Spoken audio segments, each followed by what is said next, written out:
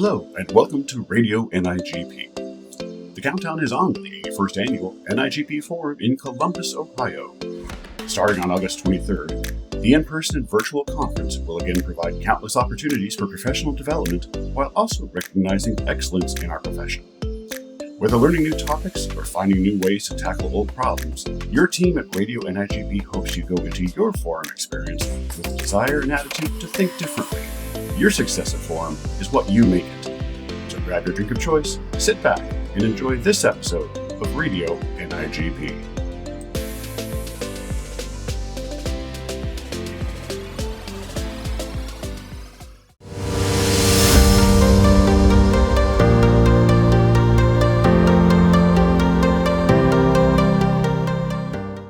Greetings, Radio NIGP. This is Mike Beavis coming to you with Tony Reed and Angie Newcomer to talk to you about the project management learning track that will be at Forum this year.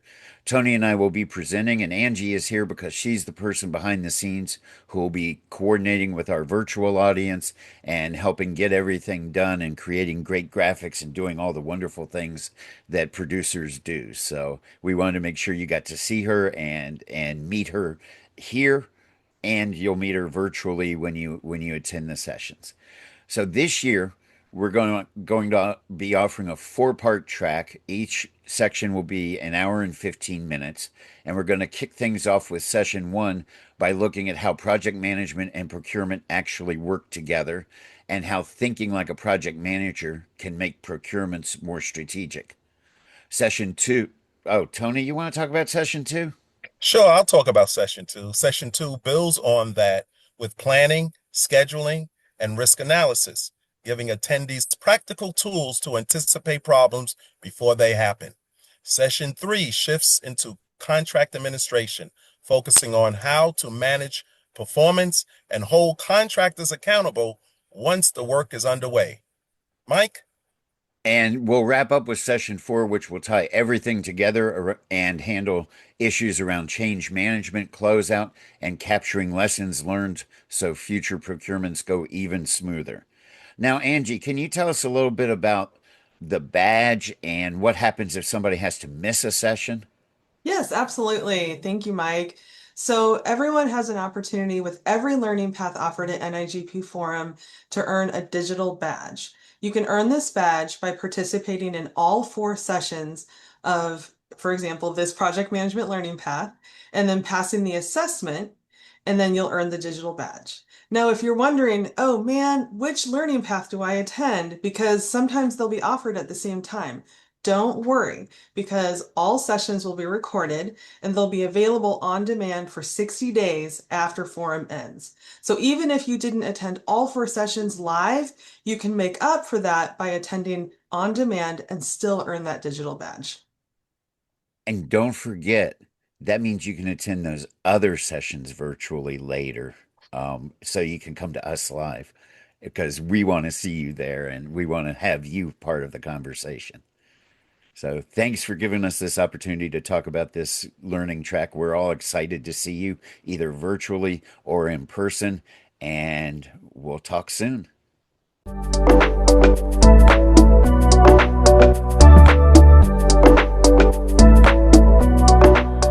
5 generations, 1 workplace. Countless opportunities. I'm Brooke Green. And I'm Denise Finn.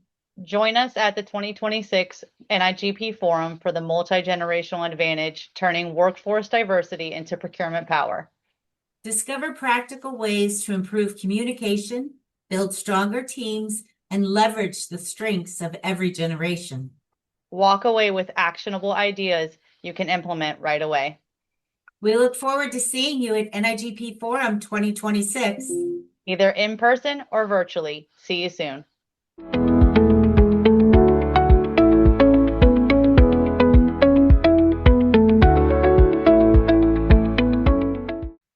You know how when our entities get new direction, new vision, right? Maybe it's an agency head, maybe it's a principal or a superintendent, a president, something like that. What comes behind them is a new vision, new players,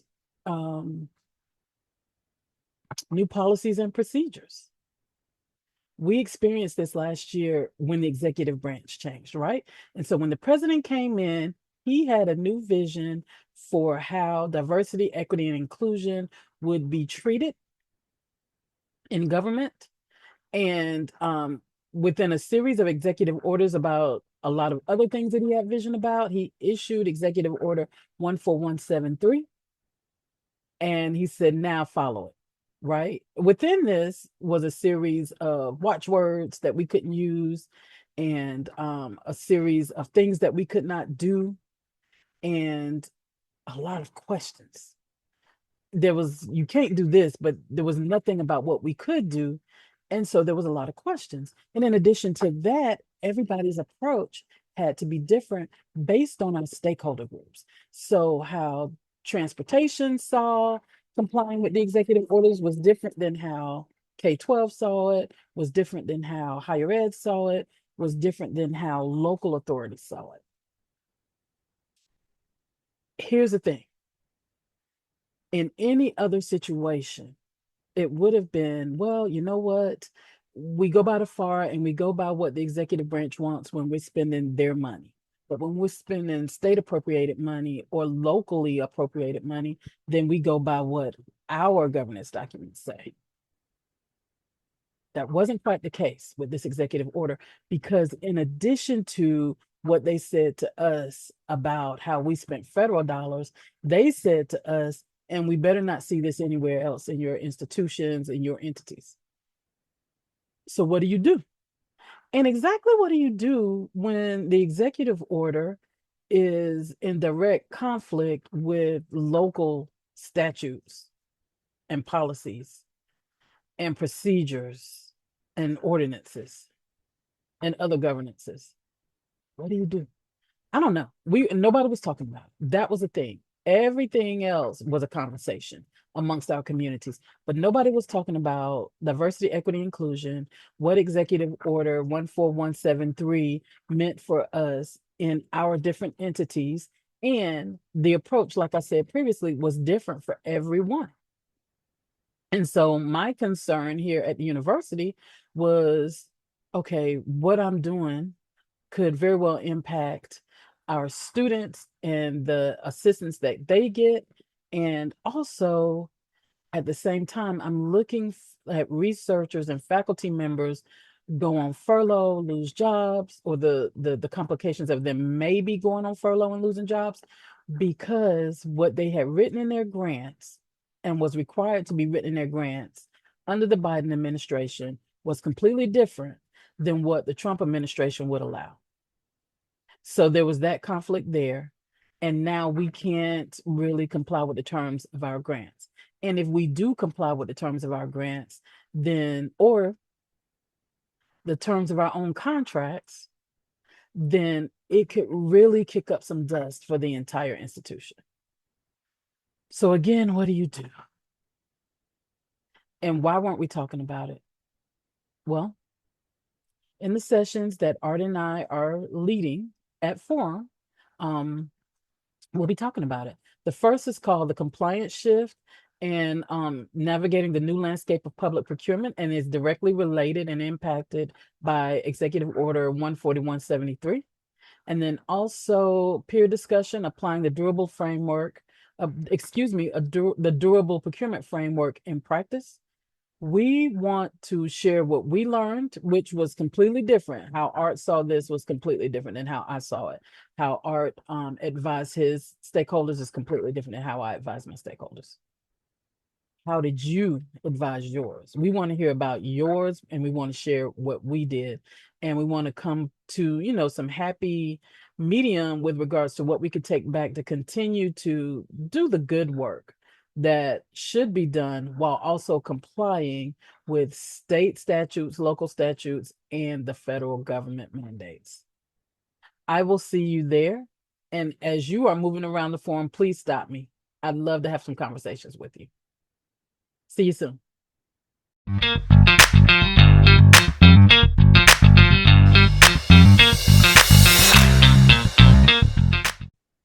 Hello, everybody. Welcome to a very special forum edition of Way to Grow. an NIGP mentorship moment. As many of you have probably heard, the NIGP Forum is about to occur.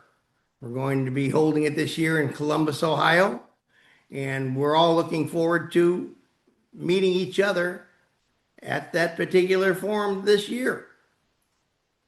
Right now, I'd like to start off, though, with a discussion about one of the most important aspects of forum networking. We're here to talk about networking today, and I've got with me Ms. Bobby Tolston, Mr. Ted Phillips, Ms. Sydney Distance, and Ms. Denise Finn, all here to talk about networking and their stories. And I'm going to ask y'all to give me a little bit of a story about how networking has helped you at the forum in the past many years that so many of you may have attended. So without further ado, I'm going to ask Bobby if she would give us her favorite story. Yes, thanks, Keith. I think networking is a very important aspect of forum. They actually set aside specific events for the purpose of networking, such as the First Timers event, which is one that I attended during my first forum back in 2000, and it was held here in Baltimore, where I now live. I met Stephanie Creed back then, and her and I are still friends to this day on Facebook. Networking for me has been very instrumental. It has allowed me to meet people that do the same thing that I do. I've been able to have challenges solved with people that I've met at the conference. Back in the day, it was very important to take as many business cards as you could so that you could come back with no business cards, right? That meant that you did a lot of networking, you touched a lot of people. But what I found was that giving those to suppliers was not a good thing because by the time I got back to work, I had 900 emails of everyone wanting to meet me. So I learned to be a little bit more strategic about who I gave my information to. But I think networking is very important aspect of attending forum. And I want to challenge each one of you to do two things. Meet someone new every day. Challenge yourself to meet at least one new person. And when you have those opportunities to network, challenge yourself to meet two new people. That way, when you leave, you'll leave with a community that you have started to build. And creating that community is very important because you don't know what you don't know until you need to know what you need to know. So get out there, network, meet someone new, and by all means, have fun. Ted. Who knew? Yeah. Ted, tell us about So your Ted, experience. So I have found, I started going several years ago to forum. It's a great opportunity to meet individuals. It's a great opportunity to participate in activities, to get together, not just in the classes, in the hallways for that fact, and running into individuals, drinking the coffee, things like that. I teach classes. There's several classes I have taught over the last several years, and I have had the opportunity to talk to or connect with different individuals in the classes that I've taught. It was at a recent forum that I had gone to. I think it was about 2 years ago. I was coming out of one of the classes that I was participating in, not that I was teaching, and was just wandering through the hallway as all the crowd started up, and I could hear my name being called down the hallway. And it startled me because, you're hearing voices when you're walking around crowds of people. And come to find out that somebody that I had taught in class several years ago had hunted me down at forum and Mhm. wanted to connect with me then. They remembered what I looked like, they remembered my name, but they never could make that connection to who I was until that particular chance. It actually became a great opportunity. I still connected with different individuals, including this person, from time to time. And I find that you take that opportunity when you're networking, you're making those connections that you may just have a passing hit on, just going from one place to another. That actually becomes a long-term connection, which is actually really good. And I really and truly, thoroughly enjoy that. Sydney, tell us about your experiences. Do you have a good story for us by chance? I do. So, my first introduction to NIGP was an Area 2 conference, actually. And I attended that conference terrified to speak to people, like literally anytime I thought and imagined speaking to someone new, I was like shaking. My teeth were chattering. I'm like, oh gosh, this is scary. I am like a self-proclaimed introvert. So networking is kind of difficult for me. But at that Area 2 conference, I made it a goal to come out of my shell and start talking to people. Um, Kind of similar to what Denise mentioned, or excuse me, I'm sorry, Bobby mentioned. I decided to take a chance by setting a goal of speaking to 2 or 3 people a day and started coming out of my shell. Believe it or not, I saw those same people at Forum, and that created some really lasting friendships, people that have reached out to me for career opportunities. It's been an amazing opportunity for me. A lot of the opportunities that I've had in the last few years have come from networking at places like Area 2 and Forum. So for me, it's not just about collecting business cards and meeting as many people as possible. It's about creating a real connection with other people, and nurturing that relationship, not just, I met you at Forum and I'll see you next Forum. Check in, connect with people on LinkedIn. Um, if Facebook is your thing, there are lots of Facebook groups out there for procurement. Check in with people there. But then you start to see, oh, yeah, I remember you. We had that conversation. Yep. Oh, you're attending this event. Well, guess what? I'm going to be going there too. Maybe we can hang out. Maybe we can get lunch. Maybe we can have coffee. That's how you create those relationships. And it's really important in what we do. I've even reached out to people to get support on market research.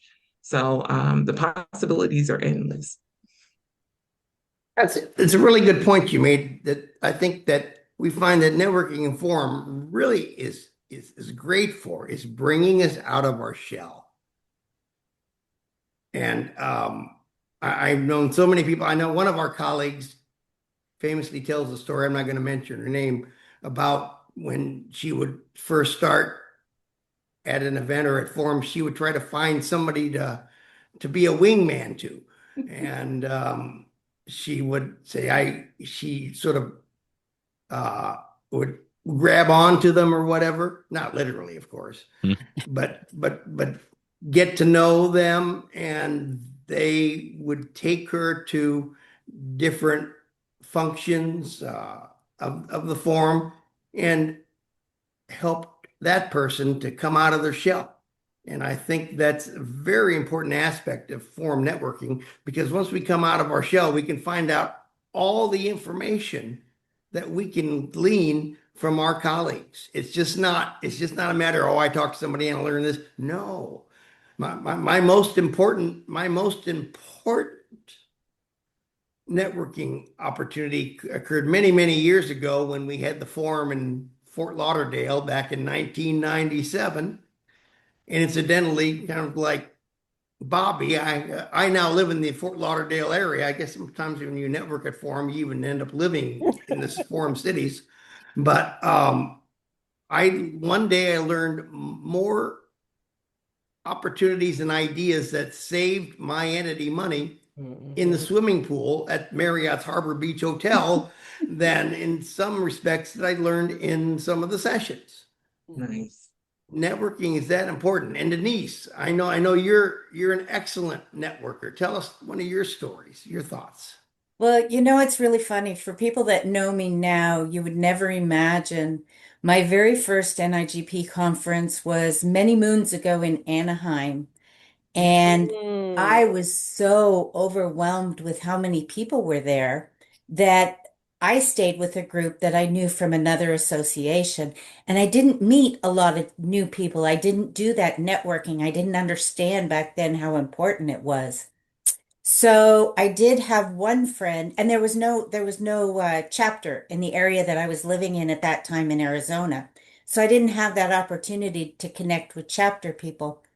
But a friend of mine that I had met through another association that lived in Missouri, she joined her local chapter. So the next year, when we went back to Forum, She introduced me to all of those people, and I began to understand the importance of networking. Now, when I go to forum, every time I walk into a room, I look for a table that there's people there that I have never met. I can tell you now that I've been coming to Forum for so long, it's getting a little harder to find those tables, except for the first timers. But the the relationships that I have built aren't just business relationships, they're family relationships. This friend that I'm talking about, I went to her wedding. We celebrated her 50th birthday together. She came to my daughter's graduation. So, and I've had other friends come and stay with me.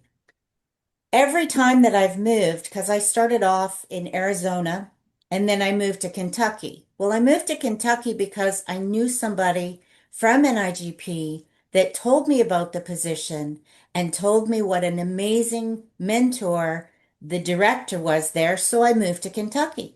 Well, then when I decided I wanted to move to Florida, I had all these friends in Florida, including Keith, that were sending me positions that were available down here so that I could come to the area that I wanted to be in.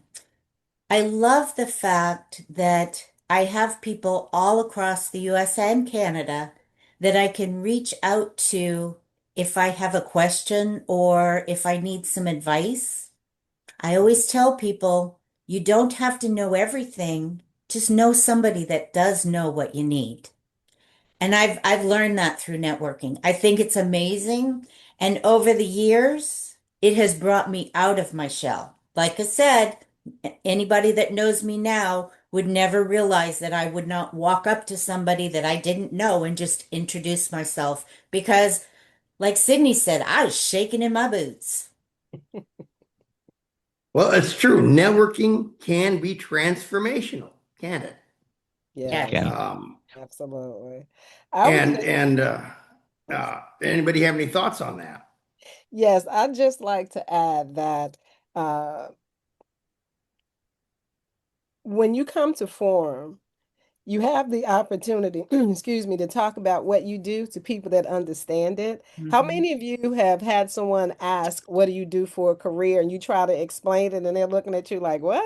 So it's the one place where you can go and talk about what you do and have people to understand, share their experiences, and you grow so much from those networking conversations, as Keith said, that it just makes it all worthwhile for me. So I would leave with saying, don't be afraid. There are people that are afraid just like you.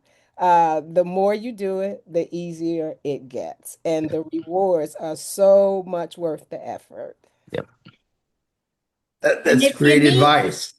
that is great advice. And if you need somebody to introduce you, come find one of us. We'll introduce you to a lot of people. Yep.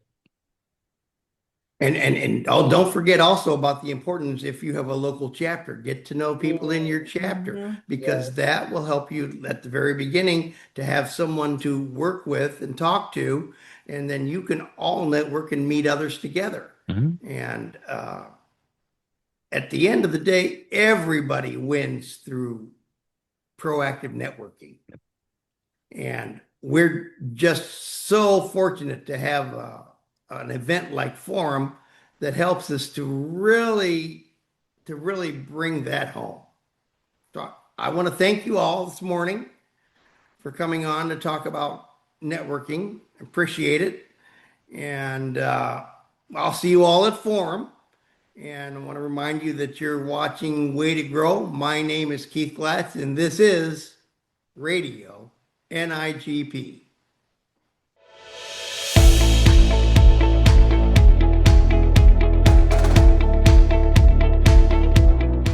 Hey y'all, I am back with my annual forum reminder.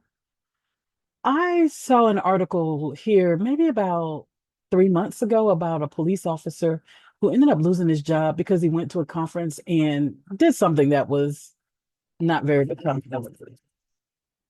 And so today, what I decided to do was just look up, give me news articles for people who lost their jobs because of how they behave at conferences. And they started coming up. Here's the thing that I want to remind you of. When we're all together, we're happy to see each other. We're one big family. We're comfortable in each other's presence. We tend to do, anything, say anything. We know we're going to take care of each other, but you're still representing your entity. And so, what I would hate to see is my family member not come back next year because they did something that wasn't necessarily positive. And so the two top articles was, these people went to conferences and they made remarks that ended up, we all have on phones, they got recorded and it got back to their entities. Be careful. Be careful with what you say, be careful with what you do, be careful of the pictures you take. Be careful. And be careful how you move around. We're in cities that are unknown to us. We're in hotels with people we don't know. Anything could happen. It's really a matter of personal safety, and a matter of preserving your reputation. I love y'all, and I want to see all of you as my family members back next year when we convene in a new city. And so I'm just reminding you that there is a code of conduct. And this is not me speaking on behalf of NIGP. This is me speaking on behalf of Stacy. There is a code of conduct that is expected of us all, of we all, us all, everybody, when we attend these events. There's a code of conduct that your employers expect of you. And then there's just a personal brand that you need to protect with your professionalism. You could be out there showing out, acting a fool, and while you're doing that, the next person that you want to hire you is watching. Take care.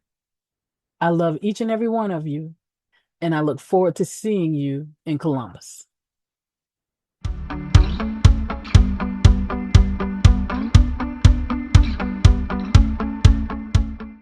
Hello, friends. We hope you have enjoyed today's broadcast with an emphasis on forum. I wanted to close us out today by talking about strength in community and how that's important as we navigate procurement together. In public procurement, you do more than manage contracts. You build the foundation of our communities. While the regulations are strict and the workloads are heavy, you don't have to navigate them alone. Connecting with your peers unlocks a wealth of shared knowledge, proven strategies, and mutual support. Every conversation with a fellow procurement professional is an opportunity to solve a bottleneck, discover a smarter sourcing method, or to find encouragement for someone who truly understands your daily challenges. Reach out, share your expertise, and lean on your network. Are you thinking, well, my network really isn't that big? Then let's take advantage of the various ways to build that network. Whether you're attending forum in person or virtual, connect with your peers. Sit with people you don't know and strike up a conversation. Are you taking a class? Share contact information and stay in touch. Maybe participate in insight discussions. There's so many ways to build your community. Find a few that work for you and continue navigating procurement together. Together, we truly do move procurement forward. I hope to see you all in Columbus.